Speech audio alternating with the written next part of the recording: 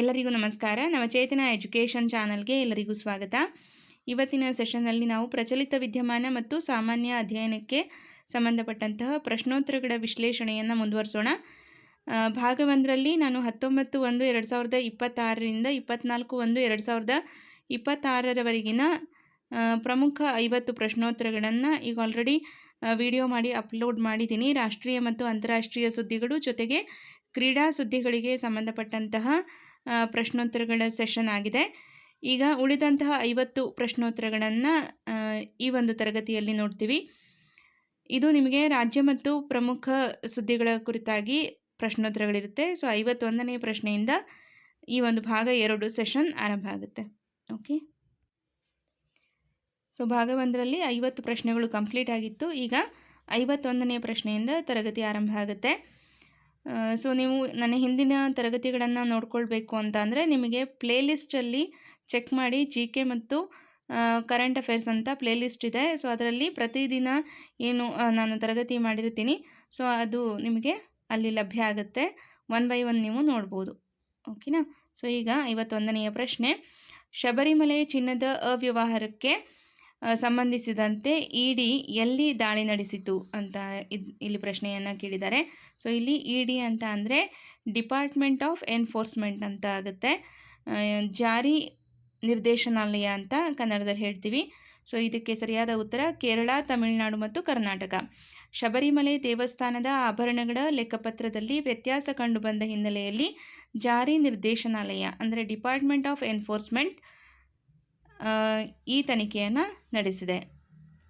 ಇನ್ನು 2ನೆಯ ಪ್ರಶ್ನೆ, ಕೇರಳದಲ್ಲಿ ಮಲಯಾಳಂ ಕಡ್ಡಾಯ ಮಸೂದೆಯನ್ನು ವಿರೋಧಿಸಿದ ರಾಜ್ಯ ಯಾವುದು ಅಂದರೆ ಕರ್ನಾಟಕ. ಗಡಿಭಾಗವಾದ ಕಾಸರಗೋಡಿನಲ್ಲಿರುವ ಕನ್ನಡ ಶಾಲೆಗಳಲ್ಲಿ ಮಲಯಾಳಂ ಹೇರಿಕೆಯನ್ನು ವಿರೋಧಿಸಿ ಕರ್ನಾಟಕ ಸರ್ಕಾರ ಕೇರಳ ಸರ್ಕಾರಕ್ಕೆ ಪತ್ರ ಬರೆದಿದೆ. ಓಕೆ, ಸೊ ನೆಕ್ಸ್ಟು 53ನೆಯ ಪ್ರಶ್ನೆ, ತೆಂಗಿನ ಬೇರು ಸೊರಗು ರೋಗ ಯಾವ ರಾಜ್ಯಗಳಲ್ಲಿ ಹೆಚ್ಚುತ್ತಿದೆ ಅಂತ ಅಂದರೆ ಕೇರಳ, ತಮಿಳುನಾಡು ಮತ್ತು ಕರ್ನಾಟಕದಲ್ಲಿ ಹೆಚ್ಚಾಗ್ತಾ ಇದೆ. ಈ ರೋಗದಿಂದ ತೆಂಗಿನ ಮರಗಳ ಇಳುವರಿ ಕಡಿಮೆಯಾಗುತ್ತಿದ್ದು ರೈತರಿಗೆ ಆರ್ಥಿಕ ನಷ್ಟವಾಗುತ್ತಿದೆ. ಜೊತೆಗೆ ಕೃಷಿ ಇಲಾಖೆ ಇದಕ್ಕೆ ಸಂಬಂಧಪಟ್ಟಂತೆ ಎಚ್ಚರಿಕೆಯನ್ನು ನೀಡ್ತಾ ಇದೆ. ಓಕೆ, ಸೊ ನೆಕ್ಸ್ಟ್ 54ನೆಯ ಪ್ರಶ್ನೆ, ಉದ್ಯೋಗ ವಂಚನೆಯ ಜಾಲದಲ್ಲಿ ಪಾಕಿಸ್ತಾನದ ಲಿಂಕ್ ಪತ್ತೆಯಾದ ದೇಶ ಯಾವುದು ಅಂದರೆ ಕಾಂಬೋಡಿಯಾ. ಕಾಂಬೋಡಿಯಾದಲ್ಲಿ IT ಉದ್ಯೋಗದ ಹೆಸರಿನಲ್ಲಿ ಭಾರತೀಯರನ್ನು ಕರೆದೊಯ್ದು ಸೈಬರ್ ಕ್ರೈಮ್ ಮಾಡಲು ಒತ್ತಾಯಿಸುತ್ತಿದ್ದ ಜಾಲದಲ್ಲಿ ಪಾಕ್ ನಂಟಿರುವುದು ಪತ್ತೆಯಾಗಿದೆ. ಓಕೆ, ಉದ್ಯೋಗ ವಂಚನೆಯ ಜಾಲದಲ್ಲಿ ಪಾಕಿಸ್ತಾನದ ಲಿಂಕ್ ಪತ್ತೆ ಆದಂತಹ ದೇಶ ಯಾವುದು ಅಂದರೆ ಕಾಂಬೋಡಿಯಾ. ಓಕೆ, ಸೊ ನೆಕ್ಸ್ಟ್ 55ನೆಯ ಪ್ರಶ್ನೆ, ಆಪರೇಷನ್ ಸ್ಮೈಲ್ ಈ ಒಂದು ಯೋಜನೆ ಯಾವುದಕ್ಕೆ ಸಂಬಂಧಿಸಿದೆ ಅಂತ ಅಂದರೆ ಕಾಣೆಯಾದ ಮಕ್ಕಳ ಬಗ್ಗೆ ಪತ್ತೆ ಹಚ್ಚೋದಕ್ಕೆ ಸಂಬಂಧಪಡುತ್ತೆ. ಇದು ಕೇಂದ್ರ ಗೃಹ ಸಚಿವಾಲಯದ ಯೋಜನೆಯಾಗಿದ್ದು ಕಳೆದು ಹೋದ ಮಕ್ಕಳನ್ನು ಪತ್ತೆ ಹಚ್ಚಿ ಮತ್ತು ಅವರ ಪೋಷಕರಿಗೆ ತಲುಪಿಸುವುದು ಈ ಒಂದು ಆಪರೇಷನ್ ಸ್ಮೈಲ್ನ ಗುರಿಯಾಗಿರುತ್ತೆ. ಓಕೆ, ಸೊ ನೆಕ್ಸ್ಟ್ 56ನೆಯ ಪ್ರಶ್ನೆ, ಜನವರಿ 2026ರಲ್ಲಿ ತೀವ್ರ ಹಿಮಪಾತದ ಎಚ್ಚರಿಕೆ ನೀಡಲಾದ ಪ್ರದೇಶ ಯಾವುದು ಅಂದರೆ ಪಶ್ಚಿಮ ಹಿಮಾಲಯ. ಓಕೆ, ವೆಸ್ಟರ್ನ್ ಡಿಸ್ಟರ್ಬೆನ್ಸ್ ಪರಿಣಾಮವಾಗಿ ಈ ಭಾಗದಲ್ಲಿ ಭಾರೀ ಹಿಮಪಾತವಾಗಿದೆ. ಇನ್ನು 57ನೆಯ ಪ್ರಶ್ನೆ, ಕಚ್ತೀವು ದ್ವೀಪ ವಿವಾದ ಯಾವ ದೇಶಗಳ ನಡುವೆ ಇದೆ ಅಂತ ಅಂದರೆ ಭಾರತ ಮತ್ತು ಶ್ರೀಲಂಕಾ. 1974ರಲ್ಲಿ ಭಾರತವು ಶ್ರೀಲಂಕಾಕ್ಕೆ ಬಿಟ್ಟುಕೊಟ್ಟ ದ್ವೀಪವಿದು. ಓಕೆ, ಭಾರತವು ಶ್ರೀಲಂಕಾಕ್ಕೆ ಈ ಒಂದು ಕಚ್ತೀವು ದ್ವೀಪವನ್ನು 1974ರಲ್ಲಿ ಬಿಟ್ಟುಕೊಟ್ಟಿರುತ್ತೆ. ತಮಿಳುನಾಡು ಮೀನುಗಾರರ ಹಕ್ಕುಗಳ ವಿಚಾರದಲ್ಲಿ ಇದು ಆಗಾಗ ಸುದ್ದಿಯಲ್ಲಿರುತ್ತದೆ. ಇನ್ನು ನೆಕ್ಸ್ಟ್ 58ನೆಯ ಪ್ರಶ್ನೆ, ವಿಶೇಷ ಮತದಾರರ ಪಟ್ಟಿ ಪರಿಷ್ಕರಣೆ 2026 ಯಾವಾಗ ಪ್ರಕಟವಾಯಿತು ಅಂತ ಅಂದರೆ ಜನವರಿ ಆರಂಭದಲ್ಲಿ. ಇನ್ನು 59ನೆಯ ಪ್ರಶ್ನೆ, ಸೊ ಇಲ್ಲಿ ಅದಕ್ಕೆ ಸಂಬಂಧಪಟ್ಟಂತೆ ವಿವರಣೆಯನ್ನು ಸಂಕ್ಷಿಪ್ತವಾಗಿ ನೋಡೋಣ. 18 ವರ್ಷ ತುಂಬಿದ ಹೊಸ ಮತದಾರರನ್ನು ಸೇರಿಸಲು ಮತ್ತು ಪಟ್ಟಿಯನ್ನು ನವೀಕರಿಸಲು ಚುನಾವಣಾ ಆಯೋಗ ಈ ಪ್ರಕ್ರಿಯೆಯನ್ನು ನಡೆಸಿದೆ. ನೆಕ್ಸ್ಟ್ 59ನೆಯ ಪ್ರಶ್ನೆ, ಪ್ರಜಾಪಾಲನಾ ಕಾರ್ಯಕ್ರಮ ಯಾವ ರಾಜ್ಯಕ್ಕೆ ಸಂಬಂಧಿಸಿದೆ ಅಂತ ಅಂದರೆ ತೆಲಂಗಾಣ. ಸರ್ಕಾರದ ಯೋಜನೆಗಳನ್ನು ಜನರ ಮನೆ ಬಾಗಿಲಿಗೆ ತಲುಪಿಸಲು ಮತ್ತು ಕುಂದುಕೊರತೆ ಆಲಿಸಲು ತೆಲಂಗಾಣ ಸರ್ಕಾರ ಜಾರಿಗೆ ತಂದ ಜನಪ್ರಿಯ ಯೋಜನೆ ಈ ಪ್ರಜಾಪಾಲನಾ ಯೋಜನೆಯಾಗಿದೆ. ಸೊ ಇದು ಯಾವ ರಾಜ್ಯಕ್ಕೆ ಸಂಬಂಧಪಡುತ್ತೆ ಅಂತ ಪ್ರಶ್ನೆ ಆಗ್ಬೋದು. ನೆನ್ಪಿಟ್ಕೊಳ್ಳಿ, ತೆಲಂಗಾಣಕ್ಕೆ ಇದು ಸಂಬಂಧಪಡುತ್ತೆ. ಓಕೆ, ಇದರ ಉದ್ದೇಶವನ್ನು ಈಗ ಆಲ್ರೆಡಿ ವಿವರಣೆಯಲ್ಲಿ ತಿಳಿಸಿದ್ದೀನಿ. ನೆಕ್ಸ್ಟ್ 60ನೆಯ ಪ್ರಶ್ನೆ. ಜನವರಿ 24, 2026ರಂದು ಆಚರಿಸಲಾದ ಪ್ರಮುಖ ದಿನ ಯಾವುದು ಅಂದರೆ ರಾಷ್ಟ್ರೀಯ ಹೆಣ್ಣು ಮಗುವಿನ ದಿನ.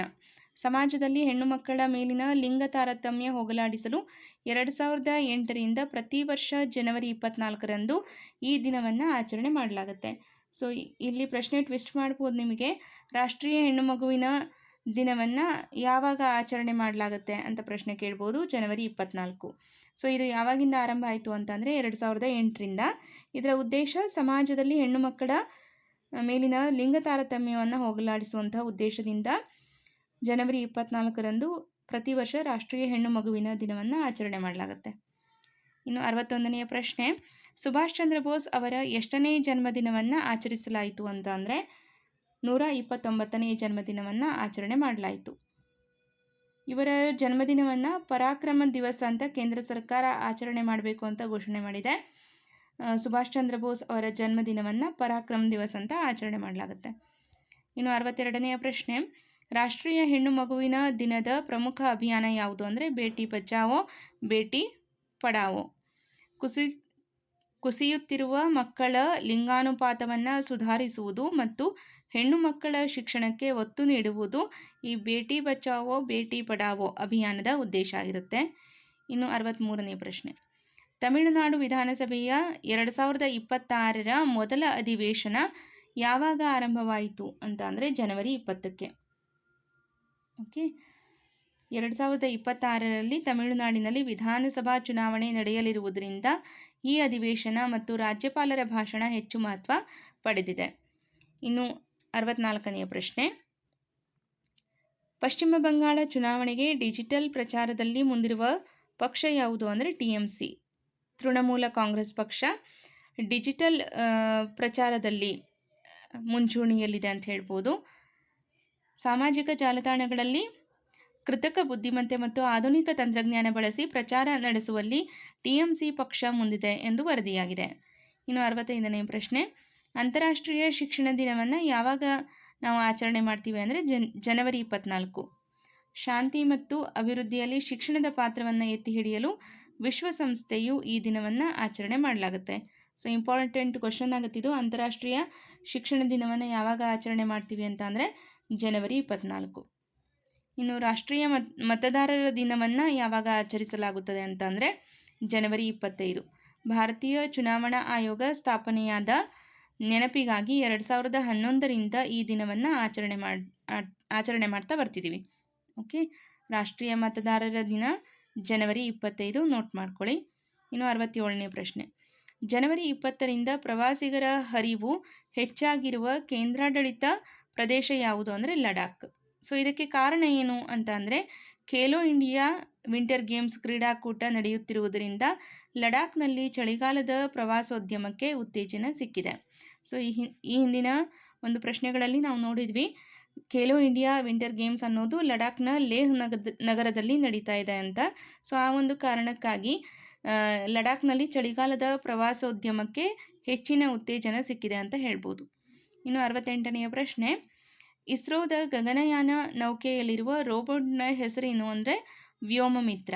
ಓಕೆ, ಇದು ಮಹಿಳಾ ರೂಪದ ಅರ್ಧಮಾನವ ರೋಬೋಟ್ ಆಗಿದ್ದು ಮಾನವ ಸಹಿತ ಯಾನಕ್ಕೆ ಮುನ್ನ ಗಗನಯಾತ್ರಿಗಳ ಸುರಕ್ಷತೆಯನ್ನು ಪರೀಕ್ಷಿಸಲು ಕಳುಹಿಸಲಾಗುತ್ತದೆ. ನೆಕ್ಸ್ಟು 69ನೇ ಪ್ರಶ್ನೆ. ಇಸ್ರೋ ಉಡಾವಣೆ ಮಾಡಲು ಸಜ್ಜಾಗಿರುವ ಅಮೆರಿಕದ ಉಪಗ್ರಹ ಯಾವುದು ಅಂದರೆ ಬ್ಲೂಬರ್ಡ್ 6. ಓಕೆ, ಅಥವಾ AST ಸ್ಪೇಸ್ ಮೊಬೈಲ್ ಅಂತ ಕೊಟ್ಟಿದ್ದಾರೆ. ಇದು ನೇರವಾಗಿ ಮೊಬೈಲ್ ಫೋನ್ಗಳಿಗೆ ಸಂಪರ್ಕ ಒದಗಿಸುವ ಅತ್ಯಾಧುನಿಕ ವಾಣಿಜ್ಯ ಉಪಗ್ರಹವಾಗಿದೆ. ಇನ್ನು 70ನೇ ಪ್ರಶ್ನೆ. 2026ರ ಮಾರ್ಚ್ ಒಳಗೆ ಇಸ್ರೋ ಎಷ್ಟು ಉಡಾವಣೆಗಳ ಗುರಿ ಹೊಂದಿದೆ ಅಂತ ಅಂದರೆ ಇದು 7 ಉಡಾವಣೆಗಳನ್ನು ಮಾಡಬೇಕು ಅಂತ ಗುರಿಯನ್ನು ಹೊಂದಿದೆ. ವಾಣಿಜ್ಯ ಉಪಗ್ರಹಗಳು ಮತ್ತು ವೈಜ್ಞಾನಿಕ ಪ್ರಯೋಗಗಳಿಗೆ ಈ ಒಂದು ಇಸ್ರೋ ತನ್ನ ಉಡಾವಣಾ ವೇಗವನ್ನು ಹೆಚ್ಚಿಸಿದೆ. ಇನ್ನು 71ನೇ ಪ್ರಶ್ನೆ. ಗ್ರೀನ್ ಪ್ರೊಪಲ್ಷನ್ ತಂತ್ರಜ್ಞಾನವನ್ನು ಯಾವ ರಾಕೆಟ್ನಲ್ಲಿ ಪರೀಕ್ಷಿಸಲಾಗುತ್ತಿದೆ ಅಂದರೆ PSLV. ರಾಕೆಟ್ ತ್ಯಾಜ್ಯದಿಂದ ಬಾಹ್ಯಾಕಾಶ ಕಸ ಉಂಟಾಗುವುದನ್ನು ತಡೆಯಲು ವಿಷಕಾರಿಯಲ್ಲದ ಇಂಧನ ಬಳಸುವ ಪರಿಸರ ಸ್ನೇಹಿ ತಂತ್ರಜ್ಞಾನ ಇದಾಗಿರುತ್ತೆ. ಓಕೆ, ಗ್ರೀನ್ ಪ್ರೊಪಲ್ಷನ್ ಅಂದರೆ ಏನು ಅಂತ ಕೇಳ್ಬೋದು.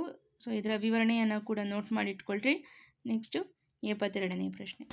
ಸಮುದ್ರಯಾನ ಯೋಜನೆಯಡಿ ಸಿದ್ಧತೆ ನಡೆಸುತ್ತಿರುವ ಸಂಸ್ಥೆ ಯಾವುದು ಅಂತ ಅಂದರೆ NIOT, national institute of ocean technology. Okay, so Matsya 6000 ವಾಹನದ ಮೂಲಕ ಸಮುದ್ರದ 6000 ಮೀಟರ್ ಆಳಕ್ಕೆ ಮಾನವರನ್ನು ಕಳುಹಿಸಿ ಖನಿಜ ಸಂಪನ್ಮೂಲಗಳ ಅಧ್ಯಯನ ನಡೆಸುವಂತಹ ಯೋಜನೆ ಇದಾಗಿದೆ. ಪ್ರಮುಖ ಯೋಜನೆಗಳ ಕುರಿತಾಗಿ ಈ ರೀತಿ ವಿವರಣಾತ್ಮಕ ಪ್ರಶ್ನೆಗಳನ್ನು ಕೇಳ್ಬೋದು. ಅಂದರೆ ಅದಕ್ಕೆ ನಾವು 4 ಆಪ್ಷನ್ಸಲ್ಲೂ ಕೂಡ ಕೊಟ್ಟಿರ್ತಾರೆ ವಿವರಣೆಯನ್ನು, ಸೂಕ್ತವಾದ ಉತ್ತರವನ್ನು ಆಯ್ಕೆ ಮಾಡಬೇಕು. ಇನ್ನು 73ನೆಯ ಪ್ರಶ್ನೆ. ಜನವರಿ 21ರಂದು ಸ್ಥಾಪನಾ ದಿನ ಆಚರಿಸಿದ ರಾಜ್ಯಗಳು ಯಾವುವು ಅಂತ ಅಂದರೆ ತ್ರಿಪುರ, ಮಣಿಪುರ ಮತ್ತು ಮೇಘಾಲಯ. ಸೊ ಯಾಕೆ ಈ ಒಂದು ಸ್ಥಾಪನಾ ದಿನ ಅಂತ ಅಂದರೆ 1972ರ ಈಶಾನ್ಯ ಪ್ರದೇಶಗಳ ಕಾಯ್ದೆಯಡಿ ಈ 3 ರಾಜ್ಯಗಳು ಪೂರ್ಣ ರಾಜ್ಯದ ಸ್ಥಾನಮಾನವನ್ನು ಪಡೆದಿದ್ದಾವೆ. ಹಾಗಾಗಿ ಜನವರಿ 21ರಂದು ಸ್ಥಾಪನಾ ದಿನವನ್ನು ಆಚರಿಸುವಂತಹ ರಾಜ್ಯಗಳು ತ್ರಿಪುರ, ಮಣಿಪುರ ಮತ್ತು ಮೇಘಾಲಯ. ನೆಕ್ಸ್ಟ್, ವಿಶ್ವ ಹಿಂದಿ ದಿವಸನ್ನು ಯಾವಾಗ ಆಚರಿಸಲಾಯಿತು ಅಂದರೆ ಜನವರಿ 10. 1975ರಲ್ಲಿ ನಾಗ್ಪುರದಲ್ಲಿ ನಡೆದ ಮೊದಲ ವಿಶ್ವ ಹಿಂದಿ ಸಮ್ಮೇಳನದ ನೆನಪಿಗಾಗಿ ಮತ್ತು ಜಾಗತಿಕವಾಗಿ ಹಿಂದಿ ಭಾಷೆಯನ್ನು ಪ್ರಚುರಪಡಿಸಲು ಈ ದಿನವನ್ನು ಆಚರಣೆ ಮಾಡಲಾಗುತ್ತೆ. ಸೊ ವಿಶ್ವ ಹಿಂದಿ ದಿವಸ ಯಾವಾಗ ಆಚರಣೆ ಮಾಡ್ತಾರೆ ಮತ್ತು ಯಾಕೆ ಆಚರಣೆ ಮಾಡ್ತೀವಿ ಅನ್ನೋದು ಗೊತ್ತಾಯ್ತಲ್ವಾ. ಸೊ ನೆಕ್ಸ್ಟ್ ಮುಂದಿನ ಪ್ರಶ್ನೆ. ಭಾರತೀಯ ಸೇನಾ ದಿನವನ್ನು ಯಾವಾಗ ಆಚರಿಸಲಾಯಿತು ಅಂದರೆ ಜನವರಿ 15. KM ಕಾರ್ಯಪ್ಪ ಅವರು ಬ್ರಿಟಿಷರಿಂದ ಭಾರತೀಯ ಸೇನೆಯ ಮೊದಲ ಕಮಾಂಡರ್ ಇನ್ ಚೀಫ್ ಆಗಿ ಅಧಿಕಾರ ವಹಿಸಿಕೊಂಡ ದಿನದ ನೆನಪಿಗಾಗಿ ಆಚರಿಸಲಾಗುತ್ತದೆ. ಇನ್ನು ನೆಕ್ಸ್ಟ್ 76ನೇ ಪ್ರಶ್ನೆ. 2026ರ ಆಸ್ಕರ್ ರೇಸ್ನಲ್ಲಿರುವಂತಹ ಭಾರತೀಯ ಚಲನಚಿತ್ರ ಯಾವುದು ಅಂದರೆ ಒಟ್ಟು 5 ಚಲನಚಿತ್ರಗಳಿದೆ. ಕಾಂತಾರ 1, ಅನಂತರ ತನ್ವಿ ದಿ ಗ್ರೇಟ್, ಮಹಾವತಾರ ನರಸಿಂಹ, ಪ್ರವಾಸಿ ಕುಟುಂಬ, ಅನಂತರ ಸಿಸ್ಟರ್ ಮಿಡ್ನೈಟ್. ಓಕೆ, ಸೊ ಈಗ ನೆಕ್ಸ್ಟ್ 77ನೇ ಪ್ರಶ್ನೆ. ಪ್ರಧಾನಮಂತ್ರಿ ಸೂರ್ಯೋದಯ್ ಯೋಜನೆ ಇದರ ಪ್ರಮುಖ ಗುರಿ ಏನು ಅಂತ ಪ್ರಶ್ನೆಯಾಗಿದೆ. ಸೊ ಇದರ ಮುಖ್ಯ ಗುರಿ 1 ಕೋಟಿ ಮನೆಗಳಿಗೆ ಸೋಲಾರ್ ಅಳವಡಿಕೆ, ಬಡ ಮತ್ತು ಮಧ್ಯಮ ವರ್ಗದವರ ವಿದ್ಯುತ್ ಬಿಲ್ ಕಡಿಮೆ ಮಾಡಲು ಮತ್ತು ನವೀಕರಿಸಬಹುದಾದ ಇಂಧನ ಬಳಕೆಯನ್ನು ಹೆಚ್ಚಿಸಲು ಈ ಒಂದು ಯೋಜನೆ ಜಾರಿಗೆ ತರಲಾಗಿದೆ. ಓಕೆ, ಸೊ ಇದರಿಂದ ಎಷ್ಟೋ ಬಡ ಮತ್ತು ಮಧ್ಯಮ ವರ್ಗದವರಿಗೆ ಉಪಯುಕ್ತ ಆಗಲಿದೆ. ಇನ್ನು ಗೃಹಲಕ್ಷ್ಮಿ ಯೋಜನೆ ಯಾವ ರಾಜ್ಯಕ್ಕೆ ಸಂಬಂಧಿಸಿದೆ ಅಂತ ಅಂದರೆ ಇದಕ್ಕೆ ಉತ್ತರ ಈಗ ಆಲ್ರೆಡಿ ನಿಮಗೆ ಗೊತ್ತಿರುತ್ತೆ, ಕರ್ನಾಟಕ. ಮನೆಯ ಯಜಮಾನಿಗೆ ಮಾಸಿಕ 2,000 ರೂಪಾಯಿ ನೀಡುವ ಕರ್ನಾಟಕ ಕಾಂಗ್ರೆಸ್ ಸರ್ಕಾರದ 5 ಗ್ಯಾರಂಟಿಗಳಲ್ಲಿ ಇದು ಒಂದು. ವಿಶ್ವ ಬ್ರೈಲ್ ದಿನವನ್ನು ಯಾವಾಗ ಆಚರಣೆ ಮಾಡಲಾಗುತ್ತೆ ಅಂದರೆ ಜನವರಿ 4. ದೃಷ್ಟಿಹೀನರಿಗಾಗಿ ಬ್ರೈಲ್ ಲಿಪಿಯನ್ನು ಕಂಡುಹಿಡಿದ ಲೂಯಿಸ್ ಬ್ರೈಲ್ ಅವರ ಜನ್ಮದಿನದ ಅಂಗವಾಗಿ ಈ ದಿನವನ್ನು ಆಚರಣೆ ಮಾಡಲಾಗುತ್ತೆ. ಇನ್ನು 80ನೇ ಪ್ರಶ್ನೆ. 2026ರ ಬ್ರಿಕ್ಸ್ ಶೃಂಗಸಭೆಯ ಅಧ್ಯಕ್ಷತೆ ವಹಿಸಿರುವ ದೇಶ ಯಾವುದು ಅಂದರೆ Bharat. Okay, Brazil, Russia, Bharat, China, ದಕ್ಷಿಣ ಆಫ್ರಿಕಾ ಸೇರಿದಂತೆ ಬ್ರಿಕ್ಸ್ ಒಕ್ಕೂಟದ ಅಧ್ಯಕ್ಷತೆಯು ಸರದಿ ಪ್ರಕಾರ ಬದಲಾಗುತ್ತದೆ. ಈ ಬಾರಿ ಭಾರತಕ್ಕೆ ಈ ಒಂದು ಸರದಿ ಬಂದಿದೆ. ಓಕೆ, ಸೊ ಇನ್ನು 81ನೇ ಪ್ರಶ್ನೆ. ಇತ್ತೀಚೆಗೆ ಯಾವ ಬ್ಯಾಂಕ್ ತ್ರೈಮಾಸಿಕ ಲಾಭದಲ್ಲಿ ಏರಿಕೆಯನ್ನು ಕಂಡಿದೆ ಅಂದರೆ HDFC ಬ್ಯಾಂಕ್. ಓಕೆ, ಭಾರತದ ಅತಿದೊಡ್ಡ ಖಾಸಗಿ ವಲಯದ ಬ್ಯಾಂಕ್ ಆಗಿರುವ HDFC ವಿಲೀನ ಪ್ರಕ್ರಿಯೆಯ ನಂತರವೂ ಉತ್ತಮ ಲಾಭ ದಾಖಲಿಸಿದೆ. ಇನ್ನು ಜಲ್ಲಿಕಟ್ಟು ಕ್ರೀಡೆ ಇದು ಯಾವ ರಾಜ್ಯಕ್ಕೆ ಸಂಬಂಧಪಡುತ್ತೆ ಅಂತ ಅಂದರೆ ತಮಿಳುನಾಡು. ಇದು ತಮಿಳುನಾಡಿನಲ್ಲಿ ಸುಗ್ಗಿ ಹಬ್ಬ, ಪೊಂಗಲ್ ಸಮಯದಲ್ಲಿ ನಡೆಯುವ ಸಾಂಪ್ರದಾಯಿಕ ಗೂಳಿ ಪಳಗಿಸುವಂತಹ ಕ್ರೀಡೆಯಾಗಿದೆ. 83ನೇ ಪ್ರಶ್ನೆ. ಭಾರತದ ಮುಖ್ಯ ಚುನಾವಣಾ ಆಯುಕ್ತರು ಯಾರು ಅಂದರೆ ರಾಜೀವ್ ಕುಮಾರ್. ಭಾರತದಲ್ಲಿ ಮುಕ್ತ ಮತ್ತು ನ್ಯಾಯಸಮ್ಮತ ಚುನಾವಣೆಗಳನ್ನು ನಡೆಸುವ ಜವಾಬ್ದಾರಿ ಇವರ ಮೇಲಿದ್ದು 2026ರ ರಾಜ್ಯ ಚುನಾವಣೆಗಳು ಇವರ ನೇತೃತ್ವದಲ್ಲಿ ನಡೆಯಲಿವೆ.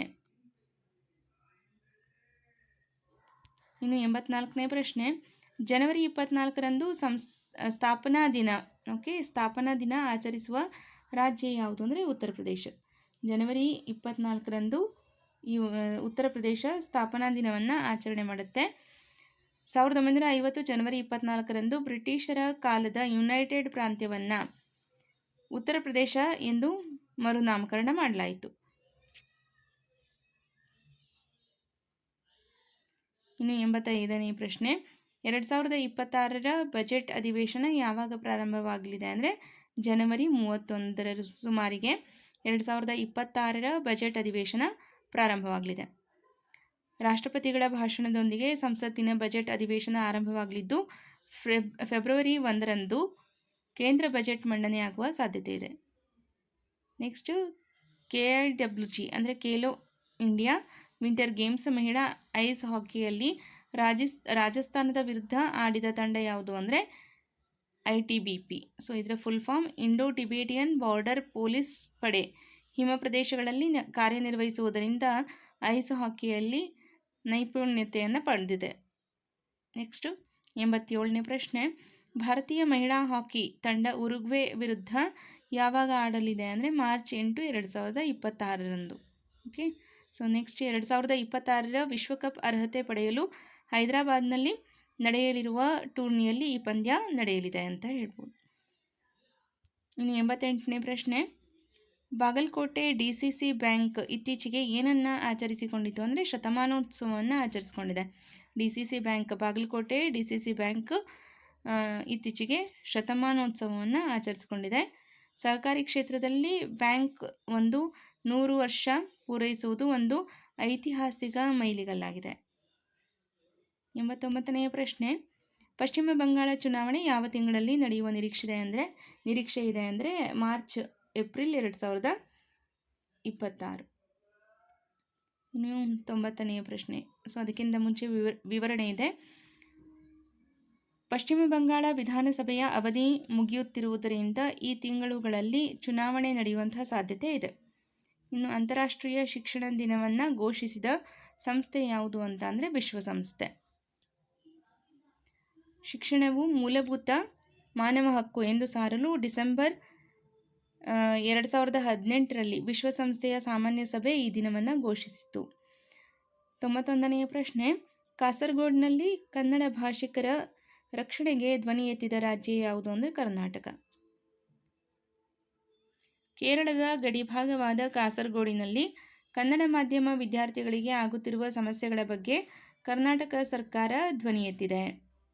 ಸೊ ನೆಕ್ಸ್ಟ್ 92ನೇ ಪ್ರಶ್ನೆ, ಕಾಕಿನಾಡ್ನಲ್ಲಿ ಗ್ರೀನ್ ಅಮೋನಿಯಾ ಸ್ಥಾಪಿಸಲು ಮುಂದಾದ ಸಂಸ್ಥೆ ಯಾವುದು ಅಂದರೆ AM green ammonia. Okay. So ಇದು ಭಾರತದಲ್ಲಿ ಹಸಿರು ಇಂಧನ ಕ್ಷೇತ್ರದಲ್ಲಿನ ಅತಿ ದೊಡ್ಡ ಹೂಡಿಕೆಗಳಲ್ಲಿ ಒಂದಾಗಿದೆ. 2026ರ ಗಣರಾಜ್ಯೋತ್ಸವದ ಮುಖ್ಯ ಅತಿಥಿ ಯಾರು ಅಂದರೆ ಯುರೋಪಿಯನ್ ಅಧ್ಯಕ್ಷರುಗಳು ಬರ್ತಾ ಇದ್ದಾರೆ. ಸೊ ಆಲ್ರೆಡಿ ಹೆಸರನ್ನು ನಿಮಗೆ ಅನೌನ್ಸ್ ಮಾಡಿದ್ದೀನಿ ಹಿಂದಿನ ಪ್ರಶ್ನೆಗಳಲ್ಲಿ. ಆಂಟೋನಿಯೋ ಕೋಸ್ಟಾ ಮತ್ತು ಇನ್ನೊಬ್ಬರು ಯುರೋಪಿಯನ್ ಅಧ್ಯಕ್ಷರಿದ್ದಾರೆ. ಮತ್ತೊಬ್ಬರ ಹೆಸರು Ursula von der Leyen. Okay. ಹಿಂದಿನ ಪ್ರಶ್ನೆಯಲ್ಲಿ ಆಲ್ರೆಡಿ ಇದಕ್ಕೆ ನಾನು ನಿಮಗೆ ಮಾಹಿತಿ ತಿಳಿಸಿದ್ದೀನಿ. ನೆಕ್ಸ್ಟ್, ಮಣಿಪುರದ ಸ್ಥಾಪನಾ ದಿನ ಯಾವಾಗ ಅಂದರೆ ಜನವರಿ 21. ಮಣಿಪುರವು ಈಶಾನ್ಯ ಭಾರತದ ಪ್ರಮುಖ ರಾಜ್ಯವಾಗಿದ್ದು ತನ್ನದೇ ಆದ ವಿಶಿಷ್ಟ ಸಂಸ್ಕೃತಿಯನ್ನು ಹೊಂದಿದೆ. ಮೇಘಾಲಯದ ಸ್ಥಾಪನಾ ದಿನ ಜನವರಿ 21. ಮೋಡಗಳ ಆಲಯ ಎಂದು ಕರೆಯಲ್ಪಡುವ ಮೇಘಾಲಯವು ಅಸ್ಸಾಂನಿಂದ ಬೇರ್ಪಟ್ಟು ಪ್ರತ್ಯೇಕ ರಾಜ್ಯವಾಯಿತು. ಇನ್ನು ನೆಕ್ಸ್ಟು 96ನೇ ಪ್ರಶ್ನೆ, ತ್ರಿಪುರಾದ ಸ್ಥಾಪನಾ ದಿನ ಯಾವಾಗ ಅಂತ ಅಂದರೆ ಜನವರಿ 21. 3 ಕಡೆ ಬಾಂಗ್ಲಾದೇಶದಿಂದ ಆವೃತವಾಗಿರುವ ತ್ರಿಪುರ ಕೂಡ 1972ರಲ್ಲಿ ಪೂರ್ಣ ರಾಜ್ಯವಾಯಿತು. ಇನ್ನು 97ನೇ ಪ್ರಶ್ನೆ, ಪರಾಕ್ರಮ ದಿವಸ್ ಯಾರ ಜನ್ಮದಿನದ ಸ್ಮರಣಾರ್ಥ ಆಚರಿಸಲಾಗುತ್ತದೆ ಅಂದರೆ ಸುಭಾಷ್ ಚಂದ್ರ ಬೋಸ್. ಈಗ ಆಲ್ರೆಡಿ ಇದನ್ನು ನೋಡಿದ್ದೀವಿ. ನೆಕ್ಸ್ಟ್, ಉತ್ತರ ಪ್ರದೇಶದ ಸ್ಥಾಪನಾ ದಿನ ಜನವರಿ 24. ಸೊ ಇಲ್ಲಿ ಬಹಳಷ್ಟು ಪ್ರಶ್ನೆಗಳು ಯಾವಾಗ ನಾವು ಯಾವ ರಾಜ್ಯದ ಸ್ಥಾಪನಾ ದಿನವನ್ನು ಆಚರಣೆ ಮಾಡ್ತೀವಿ ಅನ್ನೋದರ ಕುರಿತಾಗಿದೆ. ಜನಸಂಖ್ಯೆಯ ದೃಷ್ಟಿಯಿಂದ ಭಾರತದ ಅತಿದೊಡ್ಡ ರಾಜ್ಯವಾದ ಉತ್ತರ ಪ್ರದೇಶವು ಇದೇ ದಿನ ತನ್ನ ಹೆಸರನ್ನು ಪಡೆದುಕೊಂಡಿತು. ಸೊ ಜನವರಿ 24ರಂದು ಉತ್ತರ ಪ್ರದೇಶದ ಸ್ಥಾಪನಾ ದಿನವನ್ನು ಆಚರಣೆ ಮಾಡಲಾಗುತ್ತೆ. ಇನ್ನು 99ನೆಯ ಪ್ರಶ್ನೆ, ರಾಷ್ಟ್ರೀಯ ಮತದಾರರ ದಿನದ ಉದ್ದೇಶವೇನು ಅಂತ ಅಂದರೆ ಯುವ ಮತದಾರರ ನೋಂದಣಿಯನ್ನು ಹೆಚ್ಚಿಸುವುದು, ಪ್ರಜಾಪ್ರಭುತ್ವದಲ್ಲಿ ಮತದಾನದ ಮಹತ್ವವನ್ನು ತಿಳಿಸುವುದು ಮತ್ತು ಅರ್ಹ ಯುವಕರನ್ನು ಮತದಾರರ ಪಟ್ಟಿಗೆ ಸೇರಿಸುವುದು ಇದರ ಮುಖ್ಯ ಗುರಿ. 200ನೆಯ ಪ್ರಶ್ನೆ ಮತ್ತು ಕೊನೆಯ ಪ್ರಶ್ನೆ, 2026 ಜನವರಿ 24ರಂದು ಅಂಡರ್-19 ವಿಶ್ವಕಪ್ ಪಂದ್ಯ ನಡೆದ ಸ್ಥಳ ಯಾವುದು ಅಂದರೆ ಜಿಂಬಾಬ್ವೆ. ಆಫ್ರಿಕಾ ಖಂಡದಲ್ಲಿ ಕ್ರಿಕೆಟ್ ಬೆಳವಣಿಗೆಗೆ ICC ಜಿಂಬಾಬ್ವೆ ಮತ್ತು ನಮೀಬಿಯಾಗೆ ವಿಶ್ವಕಪ್ ಆತಿಥ್ಯ ನೀಡಲಾಗಿದೆ. ಸೊ ಇದಿಷ್ಟು ರಾಜ್ಯ ಮತ್ತು ಇತರೆ ಪ್ರಮುಖ ಸುದ್ದಿಗಳಿಗೆ ಸಂಬಂಧಪಟ್ಟಂತಹ ಪ್ರಶ್ನೋತ್ತರಗಳಾಗಿತ್ತು. ಓಕೆ, ಸೊ ಇಲ್ಲಿಗೆ 19ರಿಂದ 24ರವರೆಗಿನ ಕರೆಂಟ್ ಅಫೇರ್ಸನ್ನು ಕವರ್ ಮಾಡುವಂಥ ಪ್ರಯತ್ನವನ್ನು ಮಾಡಿದ್ದೀನಿ. ಸೊ ನಾನು ಕೂಡ ಪ್ರತಿದಿನದ ಅಪ್ಡೇಟನ್ನು ಅವತ್ತೇ ತರಗತಿ ಮಾಡಬೇಕು ಅಂತ ಪ್ರಯತ್ನ ಮಾಡ್ತೀನಿ. ಆದರೆ ಶಾಲೆಗೆ ಹೋಗಿ ಬರೋದ್ರಲ್ಲೇ ನನ್ನ ಸಮಯ ಕಳೆದು ಹೋಗ್ತಿದೆ. ಹಾಗಾಗಿ ನನಗೆ ಫ್ರೀ ಟೈಮ್ ಸಿಕ್ಕಾಗ ಅದನ್ನು ಪ್ರಶ್ನೆಗಳನ್ನು ಮಾಡಿ ಅದನ್ನು ನಿಮಗೆ ತಲುಪಿಸುವಂಥ ಪ್ರಯತ್ನವನ್ನು ಮಾಡ್ತಾಯಿದ್ದೀನಿ. GK ಮತ್ತು ಕರೆಂಟ್ ಅಫೇರ್ಸ್ಗೆ ನಾನು ಆಲ್ರೆಡಿ ಈಗ ಹೇಳಿದಂತೆ ತುಂಬ ಡೆಪ್ತಾಗಿ ಓದೋದು ಬೇಡ. ಒಂದು ವಿಷಯಕ್ಕೆ ಸಂಬಂಧಪಟ್ಟಂತೆ ಯಾರು, ಏನು, ಏಕೆ ಅಥವಾ ಯಾವುದಾದ್ರು ಪ್ರಶಸ್ತಿಗಳಿಗೆ ಸಂಬಂಧಪಟ್ಟಂತೆ ಯಾರಿಗೆ ಪ್ರಶಸ್ತಿ ಲಭಿಸಿದೆ, ಈ ರೀತಿ ನಿಮಗೆ ಆಬ್ಜೆಕ್ಟಿವ್ ಟೈಪ್ ಕ್ವಶನ್ಸ್ಗಳನ್ನೇ ಕೇಳ್ತಾರೆ. ಡೆಪ್ತಾಗಿ ಯಾವುದು ಪ್ರಶ್ನೆಗಳನ್ನು ಅಷ್ಟಾಗಿ ಕೇಳಲ್ಲ. ನಾನು ಆದರೂ ಕೂಡ ಪ್ರತಿ ಪ್ರಶ್ನೆಗೂ ಸೂಕ್ತವಾದಂತಹ, ಸಮಂಜಸವಾದಂತಹ ಎಷ್ಟು ಬೇಕೋ ಅಷ್ಟು ವಿವರಣೆಯನ್ನು ಹೇಳ್ತಾ ಹೋಗ್ತಿದ್ದೀನಿ. ಸೊ ನನಗೆ 10 ಪ್ರಶ್ನೆಗಳನ್ನು ತಗೊಂಡು 1 ಗಂಟೆ ಹೇಳ್ತಾ ಕೂತ್ಕೊಳ್ಳೋದಕ್ಕೆ ಆಗಲ್ಲ. ಕಡಿಮೆ ಸಮಯದಲ್ಲಿ ಹೆಚ್ಚಿನ ಮಾಹಿತಿಯನ್ನು ನಿಮಗೆ ಕೊಟ್ಟರೆ ನೀವು ಅದನ್ನು ನೋಟ್ ಮಾಡಿಕೊಂಡು ಓದ್ಕೊಳ್ಬೋದು ಅಥವಾ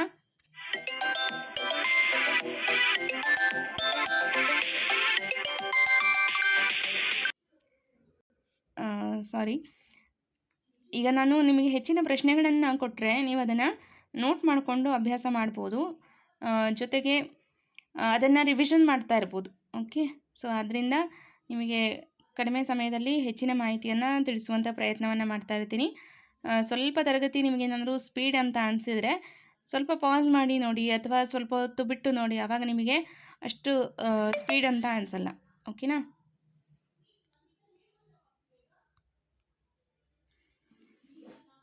ಸೊ ಇದಿಷ್ಟು ನಿಮಗೆ ಇವತ್ತಿನ ತರಗತಿಯಾಗಿತ್ತು. ಸೊ 24ರವರೆಗೂ ಕಂಪ್ಲೀಟ್ ಮಾಡಿದ್ದೀನಿ. ಸಾಧ್ಯ ಆದಷ್ಟು ಪ್ರಯತ್ನ ಮಾಡ್ತೀನಿ ಅವತ್ತಿನ ಪ್ರಚಲಿತ ವಿದ್ಯಮಾನದ ಪ್ರಶ್ನೋತ್ತರಗಳನ್ನು ಅವತ್ತೇ ಮಾಡಬೇಕು ಅಂತ ಪ್ರಯತ್ನವನ್ನು ಮುಂದಿನ ದಿನಗಳಲ್ಲಿ ಮಾಡ್ತೀನಿ. ಓಕೆನಾ? ಸೊ ಡೈಲಿ 20 ಕ್ವೆಶನ್ ಆದರೆ ನನಗೂ ಒತ್ತಡ ಕಡಿಮೆ ಅಂತ ಅನಿಸುತ್ತೆ. ಸೊ ನಿಮಗೂ ಕೇಳೋದಕ್ಕೆ ಇಂಟ್ರೆಸ್ಟ್ ಇರುತ್ತೆ. ಓಕೆನಾ? ಸೊ ಸಹಕರಿಸಿ ತರಗತಿಯನ್ನು ನೋಡ್ತಾ ಇರೋದಕ್ಕೆ ತುಂಬ ಥ್ಯಾಂಕ್ಸ್.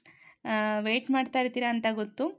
ಸೊ ಅದಕ್ಕೆ ಶನಿವಾರ ಭಾನುವಾರ ಆದಷ್ಟು ಅದನ್ನು ಕವರ್ ಮಾಡಿ ಕೊಡುವಂಥ ಪ್ರಯತ್ನವನ್ನು ಮಾಡ್ತಿದ್ದೀನಿ. ಇವಾಗ ಶಾಲೆಯ ಕೆಲಸಗಳು ಸ್ವಲ್ಪ ಹೆಚ್ಚಾಗಿರೋದ್ರಿಂದ ತರಗತಿ ಮಾಡೋದು ತಡ ಆಗ್ತಿದೆ.